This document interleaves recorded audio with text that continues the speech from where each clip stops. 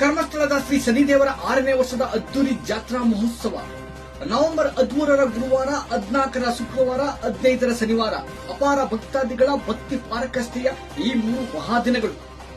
13ರ ಗುರುವಾರ ಶ್ರೀ ಶನಿದೇವರ ಕರಗ ಮಹೋತ್ಸವ, 14ರ ಶುಕ್ರವಾರ ಬರೋಬ್ಬರಿ 30 ಅಡಿ ಎತ್ತರದ ಮಹಾಶಿವಲಿಂಗಕ್ಕೆ 1008 ಕೆಜಿ ಭಸ್ಮಾಭಿಷೇಕ, 15ರ ಶನಿವಾರ 10 ಲಕ್ಷ ಎಳ್ಳುಬತ್ತಿಗಳಿಂದ ಮಹಾಯಜ್ಞ.